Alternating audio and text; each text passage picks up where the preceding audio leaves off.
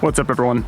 Welcome back to the channel. Today we are going to be giving you guys a quick overview of kind of my experiences with this car here. So this car is my 2016 WRX. It is pro-tuned. To give you guys a quick rundown of what the mods are, first off we got the Grimspeed catted J-pipe. We have our NVIDIA R400 catback exhaust on top of that, Grimspeed intake, Grimspeed boost control, electronic boost control solenoid, and then we have the PRL block off plates for the EGR system, as well as the TGV deletes, and those are the upper TGV deletes. So nothing too crazy yet, but we did get this car pro-tuned by Bren Tuning. Absolutely amazing so far. I've just loved the way the car feels. It really just, it's so enjoyable to drive. So what kind of numbers did I make? On the dyno, they got it all the way up to 340 wheel, all-wheel horsepower on 93 gas. Unfortunately, we don't have ethanol or flex fuel in the area, so that might be later down the line, who knows. But for now, just making, they detuned it down for reliability to 330 wheel horsepower and 320 torque. So that's what is on the car. Those are the specs that I'm driving right now. I'm not using the burble tune, I'm just using the normal tune. I'm still getting, you know, plenty of pops and bangs, downshifts and revs and things like that. So hopefully you guys can hear some good sound quality here.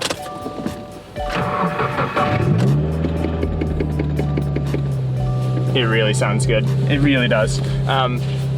It's about 35, 40 degrees today. Pretty mild weather for this time of the year. Just so you guys know.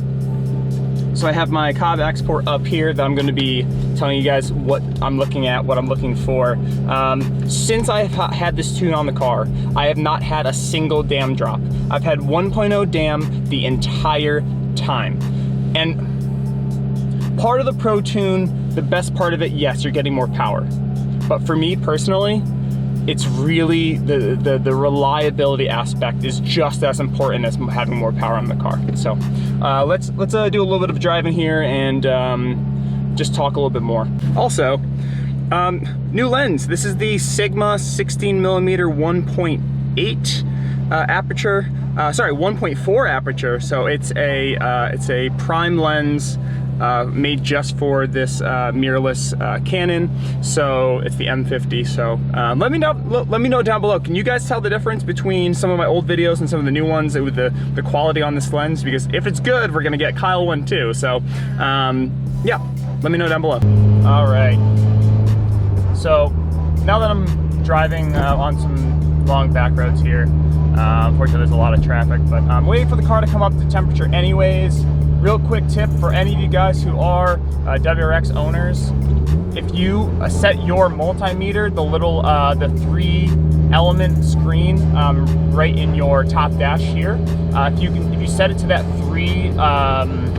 the 3 graph tracking one, you can set one of those to oil temperature. So when you're driving and warming up your car, you should never ever be doing full pulls or getting into boost until you hit at least 180, 185 degrees Fahrenheit on your oil temp. So just something to keep in mind. But yeah, so just driving, a couple impressions about how the car feels, just normal, relaxed driving. 2 cons that I've found, 2 bad parts about this that aren't really, they're just kind of like, you know, it makes the car different than a normal car. One of those is that I'm getting slightly reduced gas mileage around town. I'm getting around 18 to 19 instead of 20 like I normally did, 20, 21 around town. So not too big of a deal. It's really manageable. It's really not big of a deal at all. So that's one thing. The other thing is that the exhaust note, because it is running a bit richer of a fuel mixture, the exhaust note seems to be a little bit louder, which for some people shouldn't really be an issue at all. It might actually be a perk. But on my car, it is getting, you know, I might change my exhaust setup or whatever, but for now, it's, I think it's a really good medium where it's aggressive when I want to get aggressive and it's not when I don't. I'm, you know, trying to be incognito or something like that. But yeah, so those are the two bad parts, but the good part's just about driving around town, normal driving. Rev hang is pretty much gone. First gear and second gear, and I said this in one of my last videos when I first did my first impressions on the ProTune. The first into second gear, those lower gears, they don't feel jerky anymore. Like they're not pure torque like they were from the factory. From factory, first gear is terrible feeling in this car. And I don't know why Subaru did that, but it's just like, if you get above 2,000 RPMs in first gear, the car starts bucking back and forth. And this car, with the ProTune, that's pretty much completely eliminated. First gear is I mean, it's always gonna be not the smoothest gear, but first and second are definitely significantly noticeably smoother, and it makes the driving experience a lot better. With that, of course, I said that rev hang is eliminated. It's a Subaru. There's always going to be a little amounts of rev hang unless you're higher up in the RPM range and shifting pretty aggressively. But overall, really very, very smooth shifting. That's down to third, down to second, that's third, fourth. Very, very quick, very responsive. Let me see if I can get into almost up the temp here. Do a couple of passes down this long road. Highway. The exhaust drone is a little bit louder on the highway with the ProTune, but I don't see as much difference in my gas mileage when I'm on the highway. So getting still, you know, anywhere between 25 to 32, depends on how long I am. I'm on the highway. If I'm on a long trip, I can easily, and I'm just cruising, relaxing, I can easily hit 32, 33, 34 miles per gallon still. And you know, it's a pretty aggressive tune. One thing that is a downside that you need to remember about getting a ProTune is the gas quality and the actual octane rating for your tune. So this is a 93 octane tune, and in my area 91 is actually just, it's maybe it's even between what's more available, 93 or 91, but most of the time if they don't have both, it's just 93 at almost all the stations up here in Connecticut. So and that's pretty common across the Northeast as well. So for those of you guys who are on the West Coast where you only get 91 or 92, always keep in mind that if you get your car tuned for 93 to be a little more aggressive and you're not able to consistently access good quality 93, your car is going to have knock. It's going to have feedback. You're going to have some damn drops because your car is tuned for a specific higher octane. So just keep that in mind. If you have a flex fuel tune, that's the best option you can really go, because you can switch anywhere between, you know, high ethanol content, you know, 60, 65% ethanol, all the way down to just bare minimum 91 octane, and the tune will change and adjust itself over time. So as for the performance, do I think the car could be faster? Yes. I could do flex fuel, and I still need to do the front mount intercooler, which I will likely be doing in the very near future, so keep an eye out for that video. But overall, really, this car it's 400 horsepower, okay? To the wheels, it's measured 330. That means that this car is going to be faster than a 5.0 Mustang. It's going to be faster than pretty much every single other car on the road, except for some very specific, you know, very high power cars. It's going to keep you safe. It's going to make you feel really secure. If you need to drop a gear and disappear, you can do it in this car easily. Oh, that's a tight corner. Let's see if I can do this. Hopefully the camera doesn't go flying.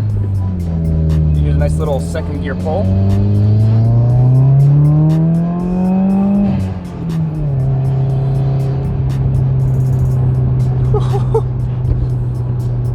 So I was concentrating on staying on the road and holding the camera in place with my other hand. I really, really need a better mount solution for this camera, but so that was second gear. I hit 17.2 PSI, 1.0 dam all the way down, minus 141 knock, feedback knock, and that is only because I have my front windshield defrosters on, which means that the AC compressor pulley is switching on, which for some reason is a weird thing on this car that it does, but no issue at all. That wasn't full throttle, and I know that the PSI and the gearing, so I've noticed that it doesn't hit as high PSI in the lower gears, just to be conservative. You know, you're more likely to blow a transmission or blow something in the car if you're in a lower gear, your car's less momentum and things like that. So I normally see a peak of around 18 in second gear. I see a peak of around 19 in third gear, and I've seen 19.8, 19.5 in fourth gear a couple times, but it's very, very uncommon that I'm ever flooring it in fourth gear anyways. Let me drop down to third gear here, do a nice little third gear pull.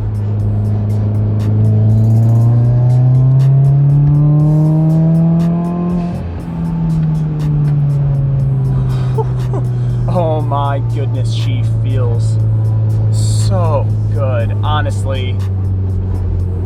All right, we hit 19.5 PSI on the boost gauge, and I'll show you guys that in a second. No knock feedback, damn at 1. AFRs all look fine. When you're paying for a ProTune, what are you really getting? You're getting more power? Yes. And I said it before.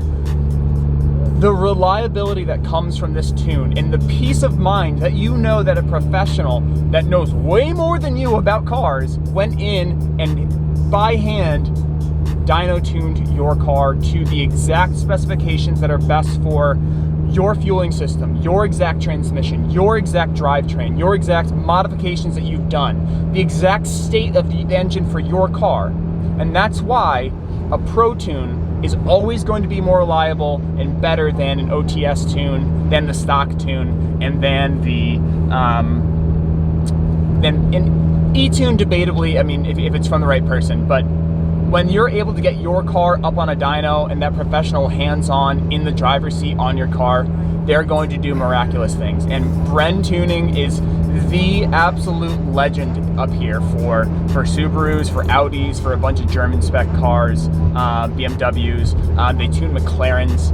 I'm pretty sure they have an Audi R8 that they like a shop Audi R8. One of the owners has. They really, really know what they're doing, and I would, I'd trust them with any car. So if you're in the area in the Northeast, you want to get your car tuned, definitely think about going to Bren. So one aspect of getting ProTuned that I haven't talked about yet is the cost. And yes, compared to OTS, compared off the shelf tunes, compared to e-tunes, a ProTune, a Dynotune is always going to be more expensive. And that's just the name of the game. And at the end of the day, if you're serious about your car, if you're serious about keeping your car reliable, right? Is it worth the extra money to get a ProTune? In my opinion, absolutely. It was about $450, $500 if I remember correctly from Bren. A normal e-tune is $250 or $300. So for that extra little $100, that investment cost, that investment cost really is you paying for the peace of mind that that the car's going to be reliable over time. Because what's going to hurt your wallet more, right? A $100 or $150 more, $200 more for the ProTune instead of the e-tune, or a blown motor, right? And this goes for any car. Subaru specifically, they have their issues, but every other car has their issues too. Golfs, Audis, BMWs, almost every single car on the road has a weakness somewhere. And if you do not have your car tuned correctly and you're just pushing for absolute power, for peak PSI, you're just sending it, full sending it, you know, you're not gonna have a good day. And at the end of the day, you know, what's the difference between, you know, your car making 330 to the wheels or 350, right? That 20 horsepower, is it really making your car that much more enjoyable? Like, are you really that concerned about beating every single other car on the road? Or would you rather have a car that you know is going to be reliable over time, that you can enjoy driving? Because at the end of the day, really, you know, you're not modding your car I mean, I hope you're not modding your car to make yourself, you know, feel bigger in the world, or to show off for, you know, other cars on the road. You know, you're for me personally, I work on my car because I love knowing how the car works. I like driving and interacting with something that I've built and worked on with my own hands. And the research aspect of it, you know, just doing all that stuff in the background, understanding all the mathematics and the science that goes behind some of these things is also really fun for me. And so when I mod my car, I'm doing it for myself and my own enjoyability. And if the car next to me at the red light, you know, they end up, you know, beating me in a race here, you know, it's not the end of the world. I still have a car that I love driving, and any single time that I have to go somewhere, you know, just going to get groceries, that's no longer a chore. That's a nice 15-20 minutes I get alone to quiet my head and drive my car and enjoy it the way that I want to enjoy it. So, long story short, should you get a ProTune? Absolutely. Absolutely. Hands down. It is, you know, the most, it's just the absolute best thing you can do for your car, or for specifically for your Subaru. So, that's all I have for you guys today. Thank you so much for watching. If you want to see some more clips, I'm actually going to probably sprinkle some clips, some just pure driving clips in here. Unfortunately, right now, just because of COVID, it's hard to get together with some people and film multiple shots and things like that. But yeah.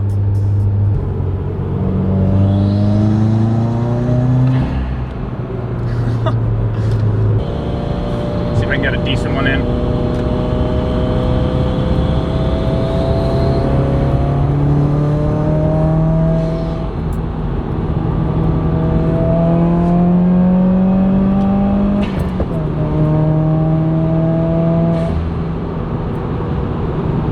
Not too shabby.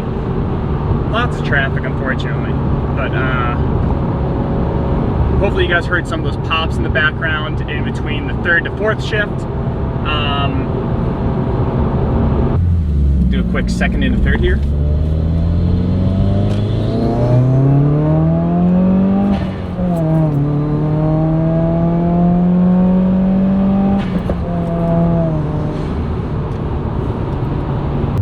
Thank you guys so much for watching. If you've made it this far, please hit that subscribe button. Why would you watch a 20-minute video of some guy in his car ranting if you're not going to subscribe? So thank you guys so much for watching. It really means a lot. More to come, more power, ethanol, maybe some blow-off valve, maybe a speed density tune, maybe headers, and then definitely that front mount entry cooler. So thank you guys for watching. We'll see you next week.